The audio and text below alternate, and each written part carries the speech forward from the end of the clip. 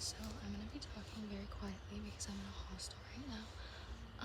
But I want to preface this by saying I feel really silly because I was thinking that I wasn't looking at any Stone Age works whenever we were in Italy, in Vienna, and that's because I misread the days on the sheet.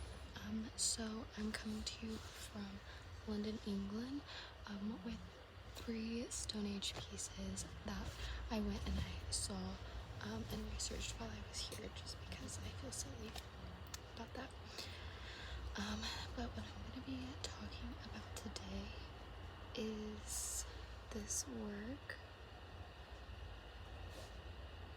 So today I went to the British Museum in London, England, and that is the False Door of Sheshi.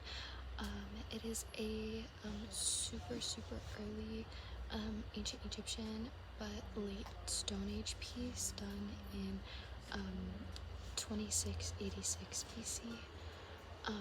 It's significant because it is a funerary item and shows the importance of the funerary practices in Egyptian culture, and it also symbolizes a gateway between the life and the death, Unsure how long it took because it's so old, but it is important because it provides a little bit more insight into the Old Kingdom of Egypt, and it highlights the craftsmanship of the artisans coming out of the Stone Age. And then some defining characteristics are the hieroglyphics on it, and then the way that it has several different panels. So I'll show it again.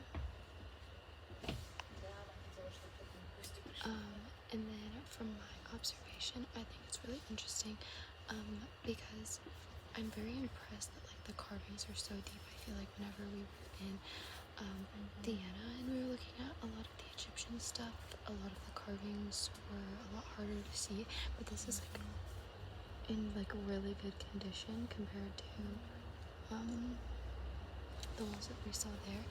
And then I think it's interesting how there's almost like this element of like symmetry. It's not like quite symmetrical, but like the figures are like facing inward and almost like mirroring each other. And then I chose the work because I thought it was a really interesting piece that wasn't just like, oh, this is like a rock from the Stone Age. It actually shows like some culture coming out of the Stone Age and into the beginning of the Old Kingdom of Egypt.